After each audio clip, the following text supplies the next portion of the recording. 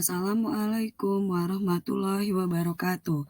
Salam dan bahagia Bapak Ibu guru hebat yang ada di seluruh Indonesia. Pada kesempatan kali ini saya akan menampilkan aksi nyata pelatihan mandiri yang saya ikuti pada platform Merdeka Mengajar atau PMM dengan topik kurikulum merdeka. Di sini berjudul Mengapa Kurikulum Harus Berubah? Pengertian kurikulum. Kurikulum adalah pedoman penyelenggaraan kegiatan pembelajaran untuk mencapai tujuan pendidikan tertentu.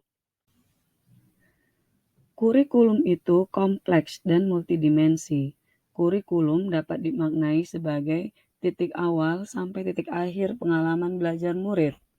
Kurikulum juga diibaratkan jantungnya pendidikan. Peran dan fungsi kurikulum. Peran kurikulum adalah kurikulum sebagai pedoman dan acuan dalam pembelajaran. Sedangkan fungsi kurikulum adalah kurikulum bagi pendidik adalah untuk memandu dalam proses belajar murid. Mengapa kurikulum perlu diubah? Saat ini berbagai isu baru menuntut satuan pendidikan menyiapkan kurikulum yang membantu murid untuk menghadapi dunianya yang penuh tantangan, seperti perubahan iklim global, teknologi digital yang terus berkembang, industri multinasional, adanya transformasi budaya.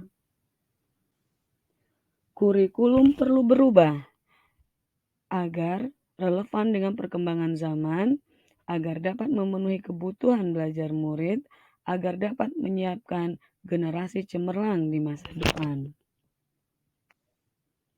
Seperti apakah kurikulum yang baik? Kurikulum yang baik adalah kurikulum yang sesuai dengan zamannya. Kurikulum bersifat dinamis dan terus dikembangkan atau diadaptasi sesuai konteks dan karakteristik murid demi membangun kompetensi sesuai kebutuhan mereka kini dan di masa depan. Kurikulum merdeka sesuai dengan filosofi pendidikan menurut Ki Hajar Dewantara yang merupakan Bapak Pendidikan Indonesia, di mana pendidikan adalah menuntun segala kekuatan kodrat yang ada pada anak-anak. Di sini dimaksudnya adalah murid, agar murid dapat mencapai keselamatan dan kebahagiaan yang setinggi-tingginya, baik sebagai manusia maupun anggota masyarakat.